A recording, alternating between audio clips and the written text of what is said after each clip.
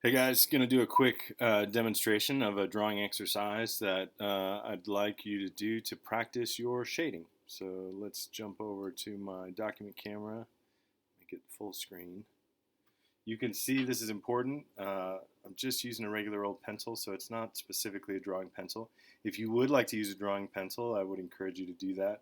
And we'll talk a little bit about the different types of drawing pencils probably in a future video. So I'm going to create a space to draw in on this sheet of paper. I'm not going to use a ruler. I'm just going to kind of draw a rectangle. The reason that I want you to kind of create this space is so that you can really practice, in addition to practicing your shading, you'll also practice controlling, where you're shading. So I really want you to try to stay inside the box that you create. And when you start shading, you'll see that it will be very easy to go outside the box, and it's also going to be difficult to control the mark that you're making. So the goal inside this box is going to be to create a shaded space that goes from very, very dark on one side to very, very, very light on the other side. So I'm going to begin down here. A big part of what we're doing when we're shading, and a big part of really most art, is kind of a buildup of uh, layers. So it's kind of about building up layer upon layer. So I'm pressing kind of hard here on this end, and you can see I'm going to kind of color this space. I'll probably speed up this video so you won't have to watch me do all of the shading. Or you know what, I think I'm not going to speed it up. I'll let you, so if you want to kind of cruise through, you can do that. So you notice I've changed kind of the direction of my mark making, and that really is to kind of help me to stay inside the lines. I would like you to notice that like these spaces in here where I can still see kind of some white streaks from my pencil marks.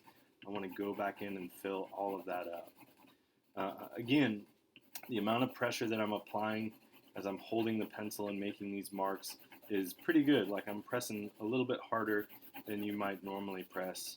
Although some of you, my experience with students over the years has shown me that many students have heavy hands when it comes to making marks. So as I approach the middle, I'm going to lighten up. So I'm going to begin to not press as hard as I have been. And already I see an area that I'm going to want to work in. I'm just kind of filling this larger area. And when I say I see an area that I'm going to want to do some work in, it's right here. So I can right now, actually there are three areas I see. So it's kind of dark here. This is, I think, 2 layers of graphite. And then there's this kind of edge here. And I want to work, as the artist, I want to work to kind of blend that out. So I'm going to maybe not press quite as hard as I have been.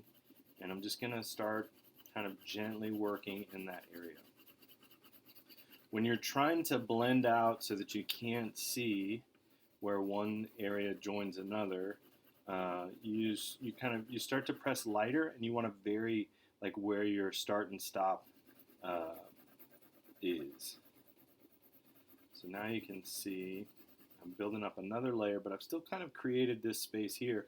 But what I'm going to do is I'm going to start to work down into this bottom section. Remember, I want this bottom section to be, as I said at the beginning, this is going to be as dark as I can get it.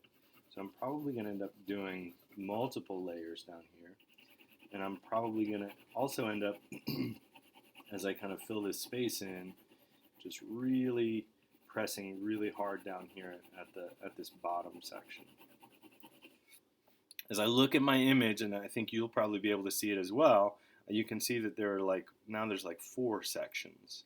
And so I want to, my goal, and I'll probably share an image of kind of my finished piece. Like I said, I don't want you to have to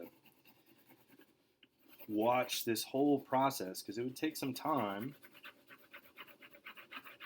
So my goal will be to kind of blend this out where you can't see any separate spaces, where it's just kind of an even fade from really dark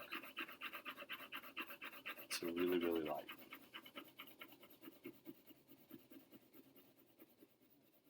Back at the beginning of this video, I mentioned that many processes that we kind of enter into with visual arts involve building up layers. Those of you that do digital drawing know that for sure. But you can see like these are layers upon layers now down here. And I'm going to come back probably eventually and add even more layers down here to this bottom section just to make it as dark as possible. As I continue to work across this space that I've created, I'm beginning to press much, much lighter with my pencil.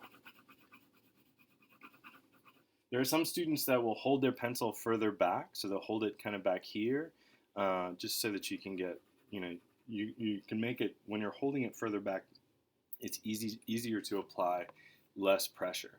So some students will hold it further back so that they aren't pushing quite as hard.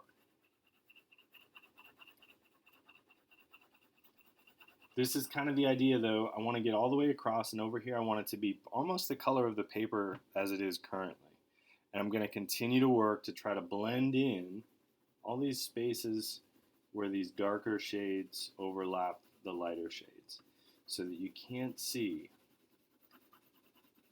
so that you, the viewer, can't see like, oh, that's where the artist started to press more lightly. My goal is to make it all seamless so that it goes from really, really dark to really, really light. Like I say, I'll share the finished image of what this ends up being with you guys, but this is kind of the idea. This is a drawing exercise that I would like for you to attempt. Thanks for watching.